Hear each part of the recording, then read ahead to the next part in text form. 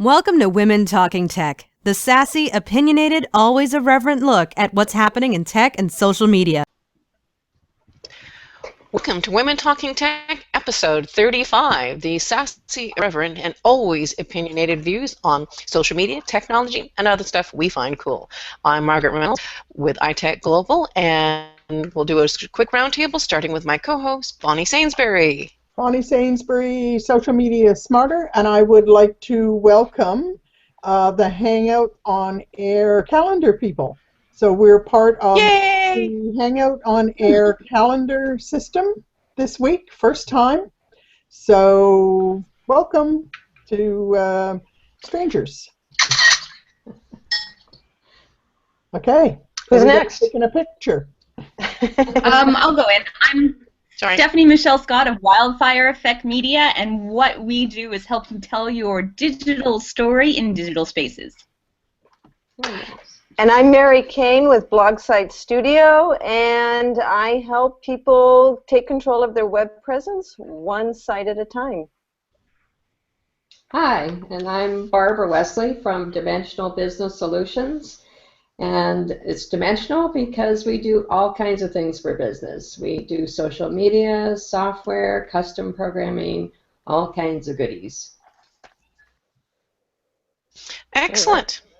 So we've got some really cool topics today. So Bonnie, I know you got something you want to talk about first, so let's go right for it. Okay, Matt Cutts. So those of you that don't know who Matt Cutts is, he's the spam police from Google. Ha. And he has a regular blog, and anybody who wants to promote their site should be subscribed to his blog. And this week he was talking about guest blogging and how Google isn't going to pay attention to links from spammy guest bloggers. So what he's talking about is low quality articles that probably have been spun. So spinning an article, you use software to do that, and it creates a new or a number of new articles, in this case, I don't know, 10, from the original article, and it changes enough of the content that it's not exactly the same. And there are sites out there that will, first of all, host these not quality or these bad spammy posts, and there are other companies out there that will provide guest bloggers and guest posts for your site. And I think an awful lot of bloggers don't, they assume that because they have to pay for it, and usually they do, that it's going to be good quality. And you can't say that's always the case. So first of all, if you're writing low quality articles, spinning them all over the web just to get links, you're wasting your time, because first of all, there are a lot better ways to get attention than links. Links were back before there was social, where It's very old school. It is. When your website that didn't change, static website, was, little house on the prairie just sitting there up on a hill somewhere, the only way that people could find you was through links, through SEM. But now there are so many other ways. There's apps, there's social media channels where people can find you, so that links are not, in my opinion, links are not necessarily even worth it, and spamming to get those links is even worse. So an awful lot of people only read the title. I forget what percentage of people on the internet only read the title. It's high. It's like 25 or 30%. Nobody reads the article. They only read the title. Yeah. And they reacted by saying guest blogging is dead. No, it's not. Good guest blogging, real guest blogging, is in fact just as alive as it ever was. And if you're gonna be guest blogging, when I talk to clients, I have 2 or 3 clients who write quickly, enough to be able to keep up with their own blog, but also to guest post on other blogs. And normally what happens is the blog that you're guesting on, that person has a good marketing plan for their blog, excuse me. So they promote you to their followers, and people who arrive at that site for other ways than that. That marketing also, you're exposed to 2 potential communities there, and these are warm leads. These are people who probably are loyal to that particular blog. So I think that's much more important than spamming for links.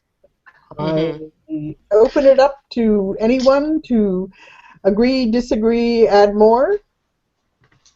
I'd like to tag on because there actually was a book that came out, very popular book a few years ago. It was called Yes, and it was about the power of influence. And I think guest blogging is the modern version of actually having an advocate for you that says, listen to this individual because I trust what they have to say, so much so that I'm willing to actually allow them to come onto my personal brand or my blog.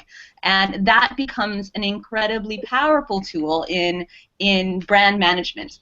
So just to tag on to it, I mean, I love the whole guest blogging. I think the power of blogs is actually run by guest blogs. No, I agree. Did you? So that's just a tag on. Were you touched at all by the video, the Matt Cuts? Was there anyone talking about it in your community, or? Not yet. Not mine. Okay, I must know a whole bunch of spammers. That could be. But I mean, there were an awful lot of people who were up in arms about it. That called him all sorts of names and whatever. Well, that's sort of useless. They're Google and you're not. So you can say whatever you like, but you live by their rules. Right. Anyway, I thought it was interesting, and well, I think it kind of also goes to the fact that people need to quit trying to game the systems and just do the work. Thank you. No, you're right. Stop worrying about the numbers. Stop worrying about those numbers. Start worrying about the quality. It's your brand. It's your reputation. That's right. Because if there's quality, the numbers are going to arrive. And I know that sounds kumbaya, and you do have to do marketing, but there has to be something to market. I mean, yeah. If you don't have a point of view, if you don't know who you're marketing to, if you don't know what you want them to do when they arrive at your blog or your site, then being on page 1 is a waste of time. Yeah.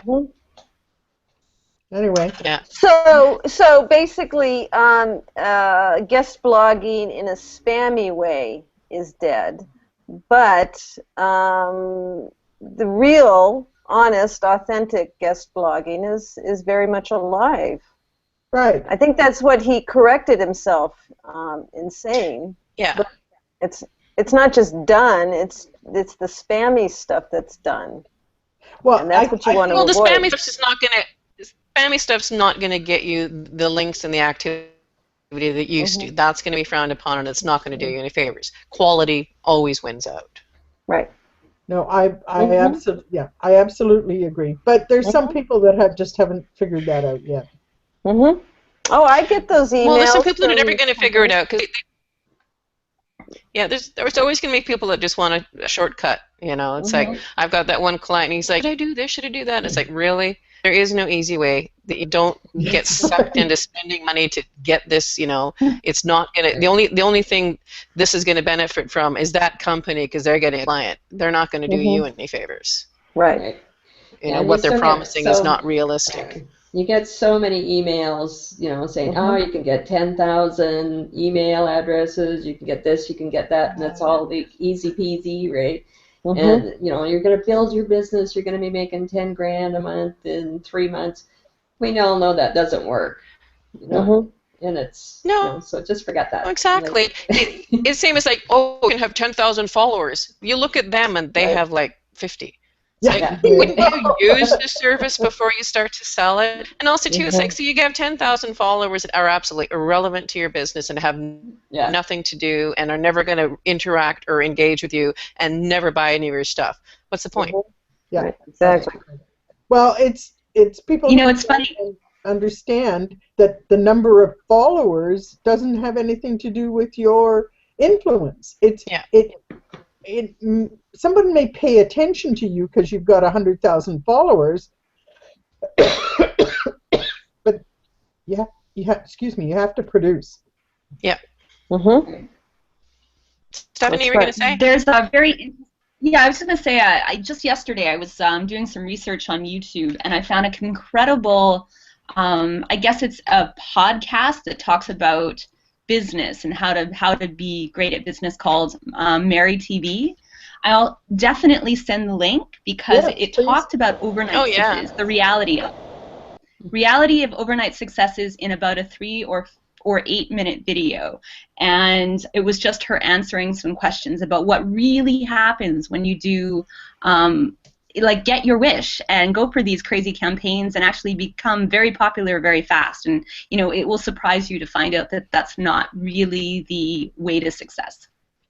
It's the long haul, the community building that really does actually do it. Right. So but I'll get that link. I'll make sure it's up. Please, because I have so many followers and they're good engagers, I regularly get requests to help somebody trend on Twitter.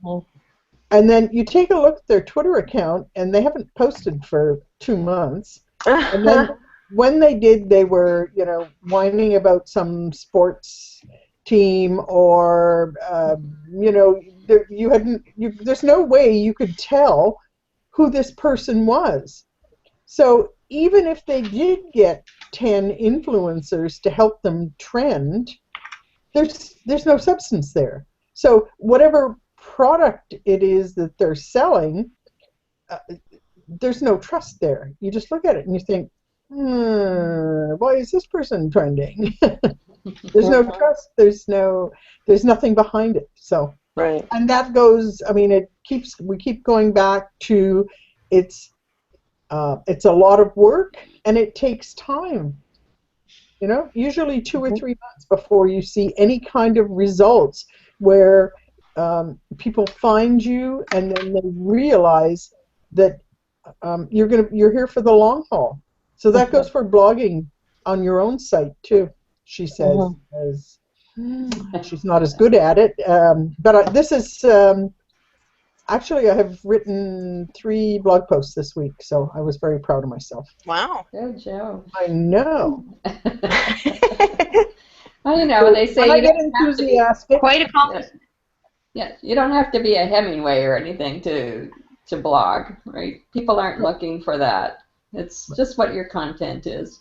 Right. So I sent it off. I think in a lot of cases, short and sweet's probably better because nobody wants to read, War and Peace. Right. Speaking of Hemingway, I think Hemingway would have made an excellent blogger. Right. He had that short, sparse style, no adjectives, to the point. Yep. He would have been the master of the, 300-word blog. Right. Well, usually my brain shuts down about 200. Mm-hmm. I've tried all sorts of editing services. I want to write them myself. I don't want to just send an idea off to a blogger. I find that either um, I'm just not articulate enough to let them know. But what comes back is I'm never happy with it. It wasn't my original intent. So I find it's better if I write it with all the issues and then send it to an editor with specific instructions. So that costs, I've paid even up to $20 to have that done. Wow. And somewhere, someone on Fiverr was asking a question about Fiverr on Facebook. And a woman from Washington State, I actually looked to see where she came from, said she uses Fiverr for editing her blog posts. All right. So So that's for what I've done. $5. And the first draft I get 2 drafts for that. I mean, I was able to make changes. And truly, she's one of the best editors at any time, and it's $5. Wow. What was the substantial differences in your version versus hers? She fixed all my English errors, and she was able to, I don't want to use to go from 200 to 300 words without, and still have relevant content. I felt good. She also kept my, I felt like I had written it, but it was my voice. Lots of times that may be why I don't like someone writing it for me, because it's not my voice. But I still want the English to be correct, and I have a limited vocabulary when I write. It's just what it is. Yeah, but you want to write, at a level that's comfortable for people to read anyway. So. Yeah, so apparently it's grade 5. You're supposed to write to a grade 5 level. Turns out I can't even do that. Must be kindergarten. No, maybe you're writing to a grade 10 advocate level, and that's what doesn't work. I advocate to the editor aspect of things as well. I also, when I regularly blog, have an editor who comes in, and she's actually just a stay-at-home mom who's extremely talented, and just for whatever reason needs a couple of extra dollars in the bank. And she does a fabulous job of correcting grammar and doing that second look to see if I've missed anything crazy. Yeah. Wow, somebody as talented as you uses an editor. That's very Absolutely, I have to. My grammar is terrible. And everyone has those sentences where they do the 3 in a row and you never see it. You know what I mean? Yeah, absolutely. Anyway, Mary, you write your own, don't you? I do write and edit my own. Sometimes after it launches, I have to make some corrections. Okay. Oops. Good for you. Well, I do it on the fly, so. Right. So this is a little bit off. No, it's not off topic. It's where we sort of got to. At Bob Garlick's birthday party last week. Was it only last week? I think so. Yeah. I talked to Warren Walker. I've known Warren for a long time, years, and the first time I met him was soon after his stroke. When he was able to get up and get around, but his mobility was really, really limited.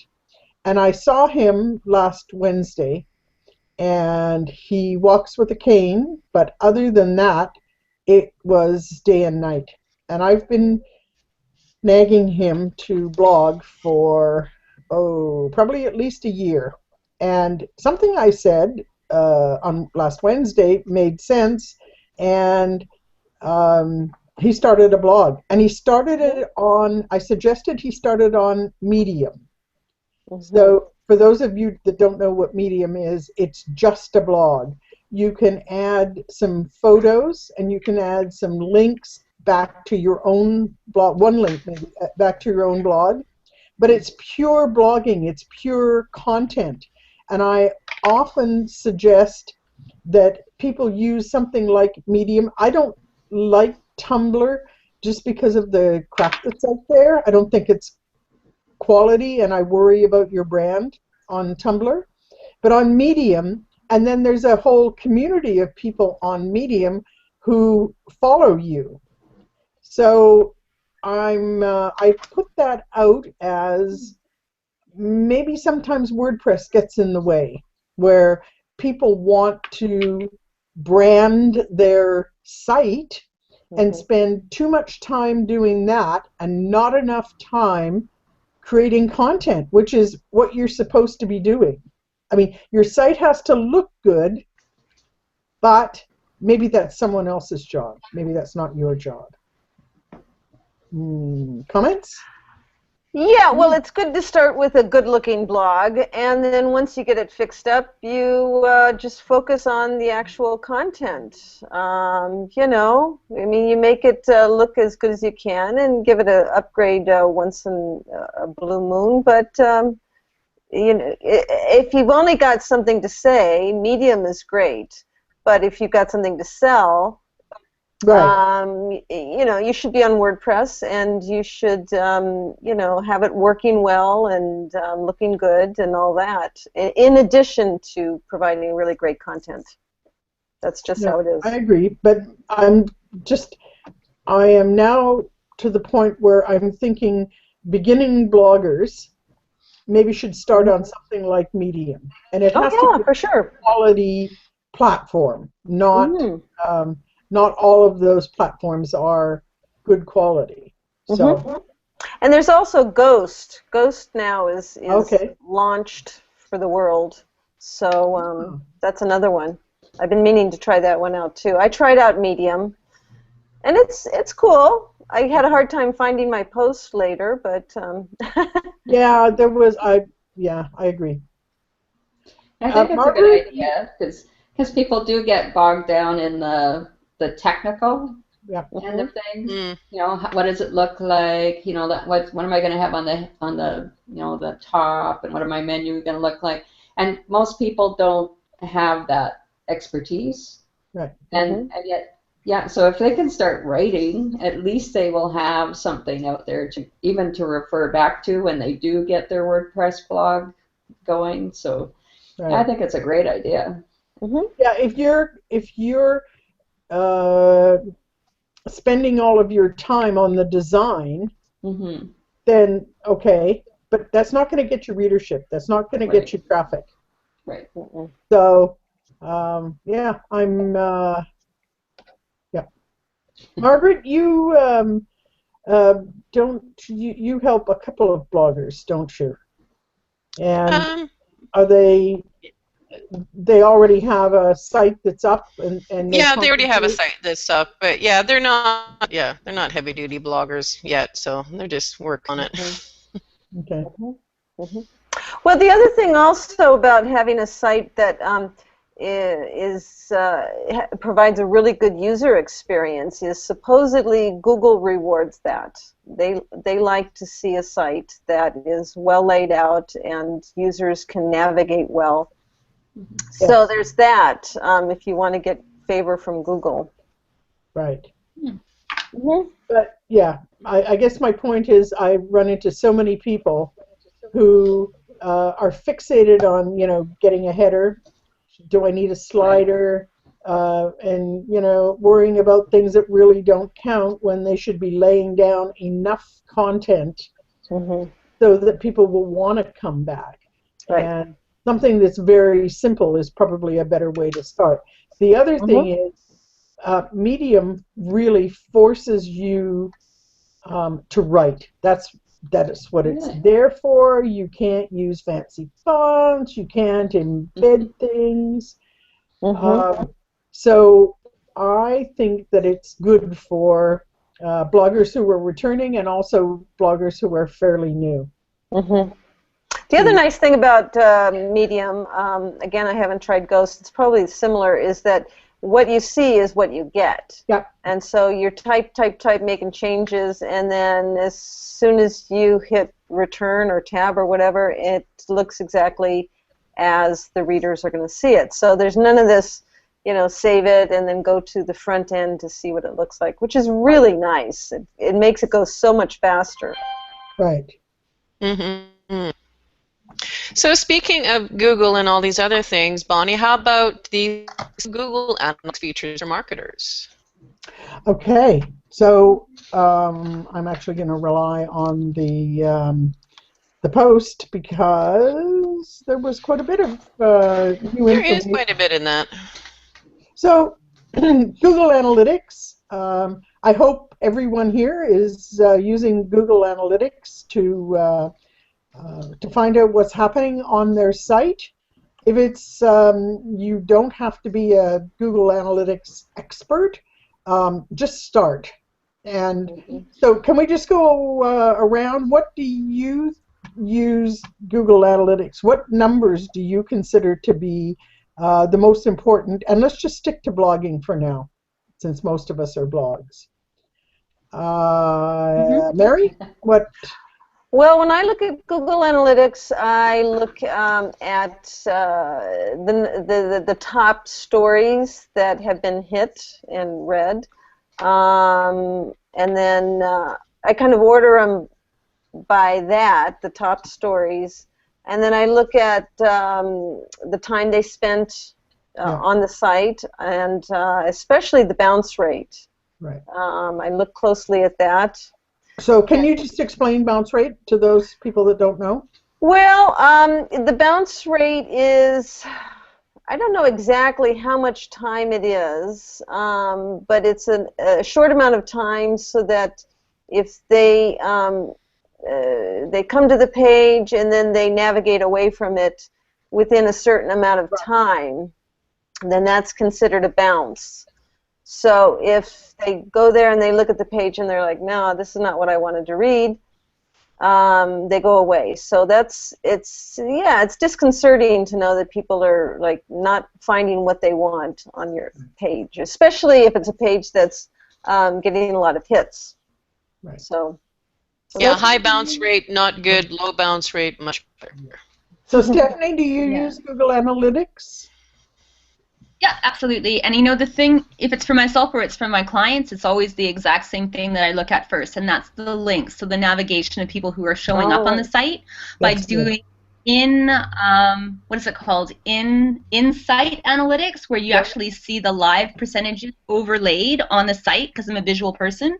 I can actually see if more people are clicking on the About Me section, or are they more interested in a specific blog post. So I can then follow where new individuals to the site or regulars to the site are most interested in topics. So that's my number one place to look. Good for you. Barbara?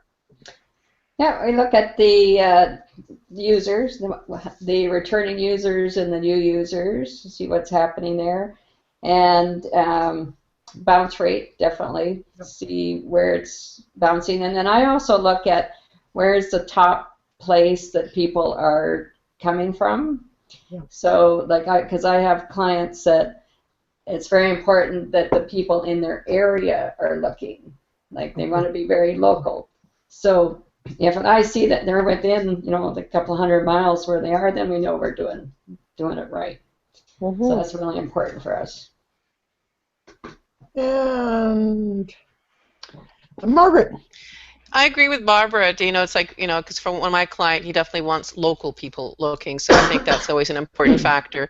Yeah, the bounce rate to figure out, what pages people are liking, what pages people aren't spending any time on.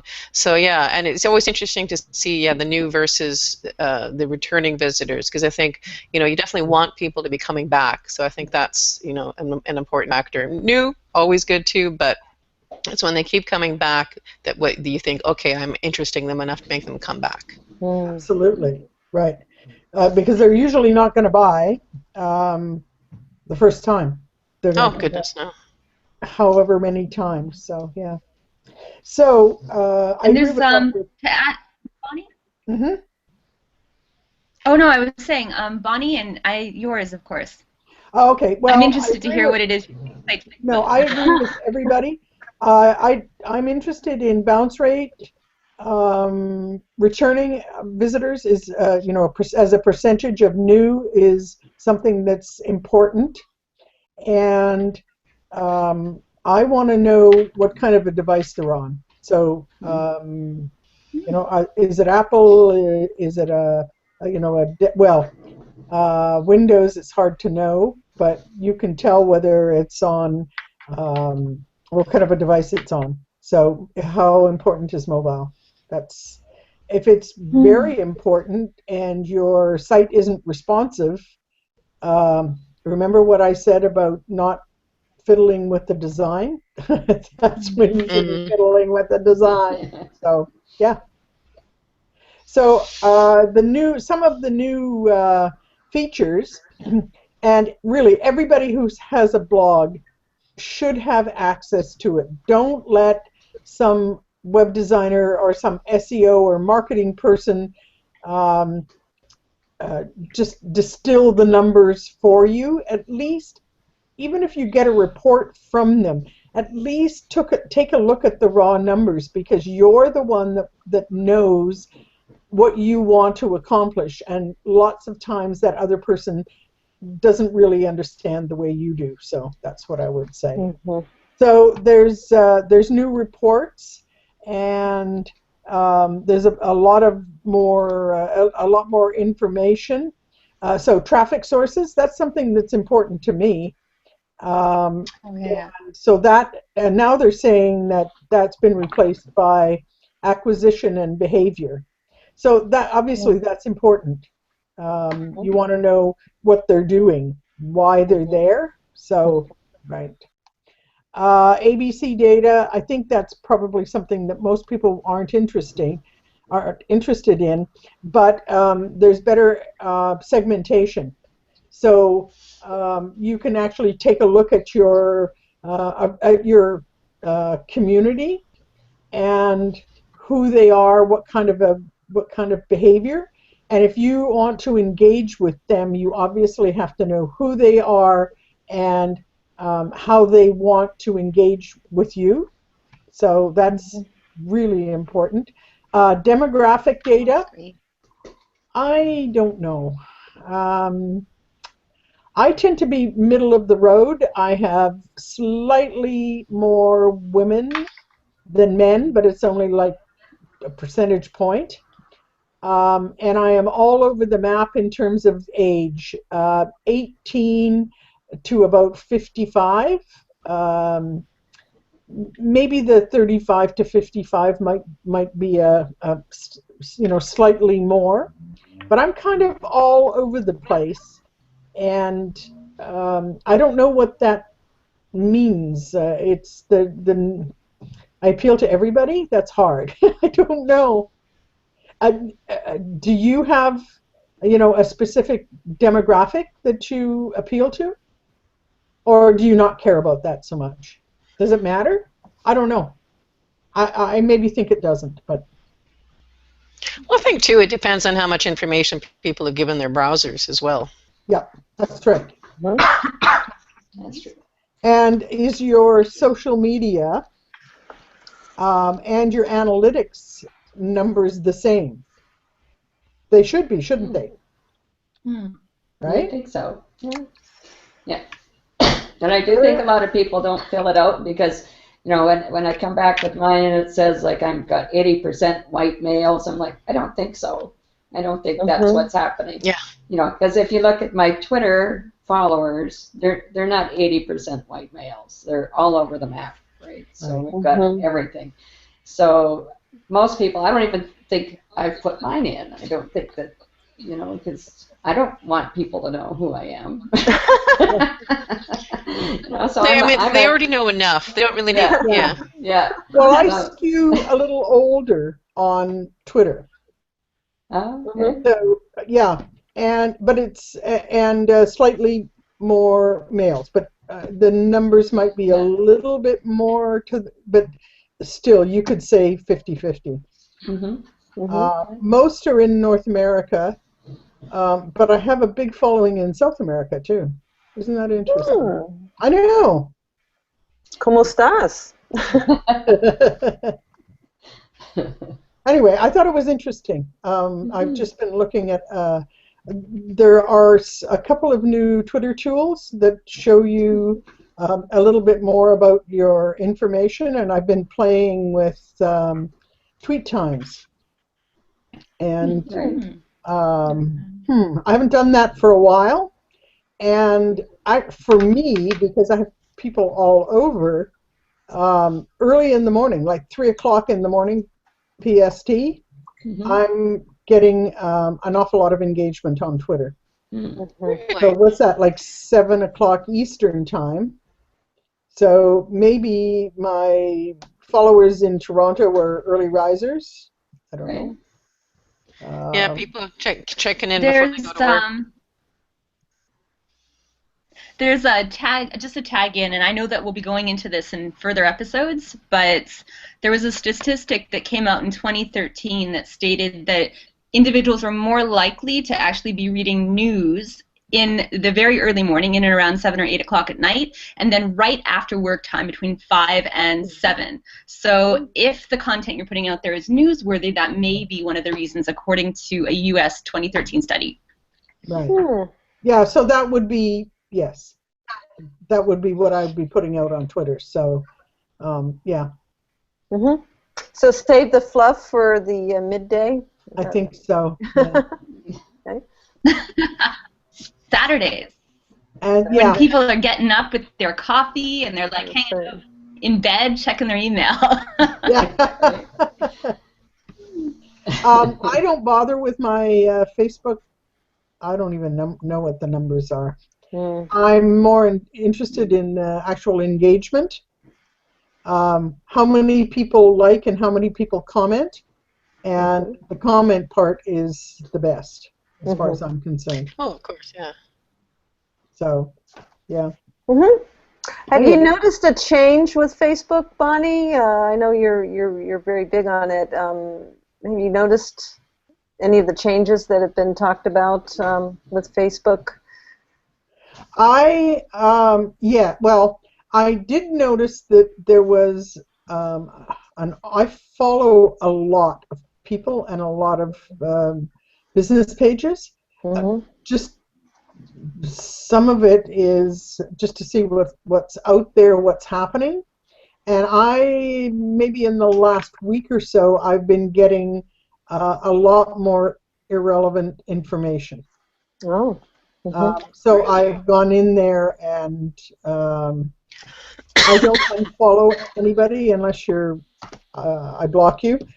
But I do go in there and change your status so I don't see it as much. Just because there's too much information there, and I want to be able to go in quickly and narrow in on what's important. Right. Yeah, I have basically kind of turned down a few people's volume because there was just too much crap coming out. Yeah. So does anybody, a friend of ours, I don't know what, I'm going to have to contact him. He put up a promoted post and got almost 5,000 hits on his business page. So I don't know whether, how much business he got from it. I'm going to have to ask him. That's interesting. The thing. It's like, I know, because one of the I wanted to post again onto Craigslist because I get so many more hits in my website. I'm like, okay, but do you get any sales from it? I don't know. It's like hits are one thing, but it's quality. You want the ones that are actually going to follow through. I was a little surprised with the numbers because he doesn't normally get that kind of volume. So I would hope that. No, I'm hesitant. Sorry? I'm hesitant to believe some of the statistics that come in from Facebook when it's concerning on how much money Facebook is making, because I've seen everybody get thousands on their promoted tweet or promoted posts, but I haven't seen a lot of longevity on that. Like after Okay. the 3 or 4 days that it's out there, your analytics come back down. Mm. So I Yeah. don't know. I mean, how do other people feel about Facebook Insights? I don't. Unless you're willing to pay Facebook lots of money, I don't think you're going to get many. Yeah, I don't bother to look at all. I don't. I don't take it that seriously as an advertising. It's more of a branding platform, and it's a way to keep in touch with your buds. Right. But I can't take it seriously for ads. Every time we've used it, we just didn't get the kind of results that we expected. And a couple of times we actually hired real Facebook ad experts, not phony. These people, had references. And we just didn't get the kind of results we expected at all. In fact, they were very disappointing. And truly, I don't even look at the ads on the right-hand side. The only reason I noticed was someone was upset by the quality of the ads that were being served to him. And he was under the impression that, Facebook only serves relevant ads to him.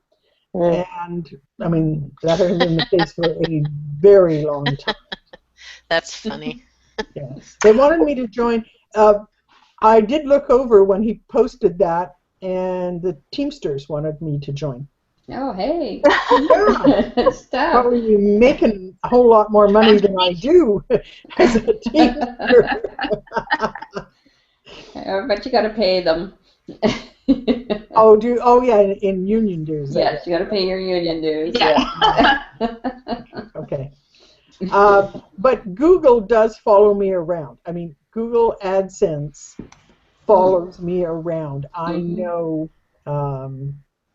In fact, I thought it was something that I had only talked about on Facebook. And I went, oh, okay, has something new happened? Anyway, it turned out I did some searching, and that's why they served up the ads they did. That's one thing that totally creeps me out, because when I was going to go to Mexico with Karen and I was looking at the resort and stuff, all of a sudden, everywhere I went on Google, there was ads for that resort. Everywhere. It's like, okay, I've never seen this before. Now I look at it a couple of times, and now I see it all over the place. Creepy. I know. Ubiquitous. Yep. That's what they are. Yeah. Anyway, Facebook isn't like that. So. I don't know, but they keep, serving up irrelevant ads, and you can say, I don't want to see this anymore. It's irrelevant. It's spammy. I find it offensive. And no matter what you say, you still get the same stuff again anyway. It's like, what's the point of giving us the options of saying why we don't like it? I don't want to see anything like this. They don't. It doesn't matter. No. And now, who is it? Is it Google? I think it's Google, that you can say I don't want to see it anymore.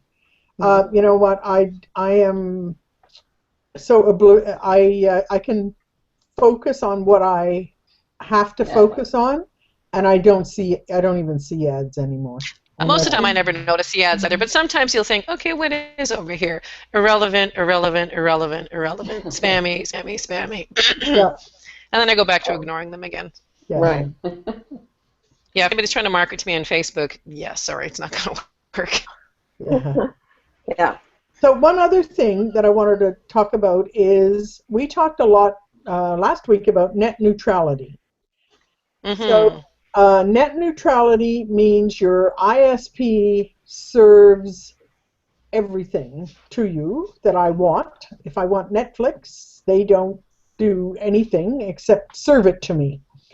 But with net neutrality, without net neutrality, they can block sites to everybody, to some people, and they can charge Netflix, for instance, and they can also charge you.